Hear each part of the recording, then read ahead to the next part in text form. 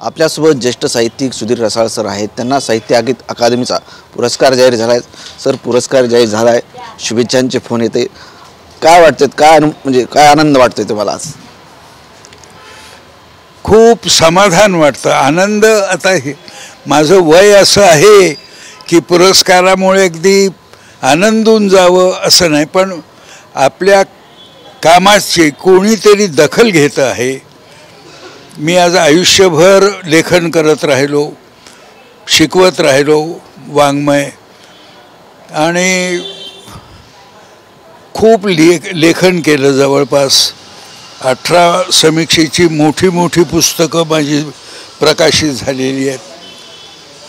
ह्या सगळ्या कामाची कुठेतरी दखल घेतली जाते, ही एक समाधानाची बाब आहे, आणि हे समाधान फक्त मी या ठिकाणी व्यक्त करतो। साहित्यिकाच्या जीवनात पुरस्कार महत्त्वाचा असतो। तुम्हाला जो पुरस्कार भेटला आहे, तुमच्या जीवनासाठी किंवा तुमचं जे आत्तापर्यंतचं आयुष्य आहे, तुम्ही साहित्य लिहिलं आहे, मुलांना शिकवलं आहे, त्या दृष्टीने किती महत्त्वाचं आहे? खूपच महत्त्वाचा। म्हणजे असे मला महत्त्वाचे पुरस्कार मिळाले। उदाहरणार्थ डॉक्टर बाबासाहेब आंबेडकर विद्यापीठात मी 34 वर्ष मराठी शिकवलं। त्यांनी मला जीवन साधना पुरस्कार दिला।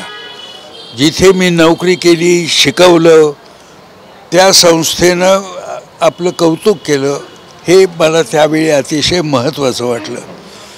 सरकारनं मला आदर्श शिक्षकाचा पुरस्कार दिला, त्यावेळी मला खूप आनंद झाला की माझ्या शिकवण्याची कुठेतरी दखल घेतली गेली।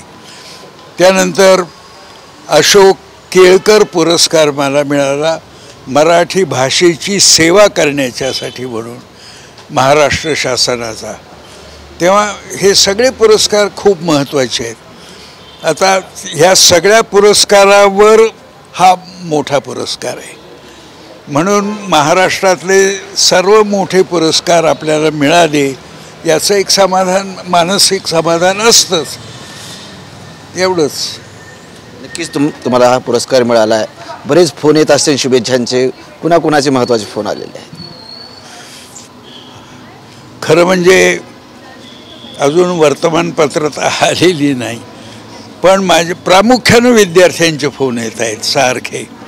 अगदी म्हणजे चपळगावकर माझे विद्यार्थीच आहेत, त्यांच्यापासून अनेक विद्यार्थ्यांचे आतापर्यंत फोन आलेले आहेत। मी अखंडपणे फोनवर बोलतो आहे।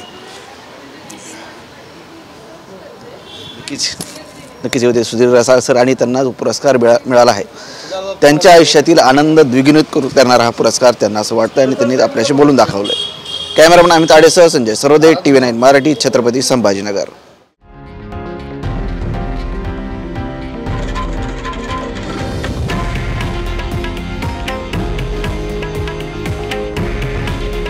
हे आहे देशातील नंबर 1 न्यूज नेटवर्क, आणि आपण पाहत आहात TV9 मराठी। काळजी तुमची, हित महाराष्ट्राचं।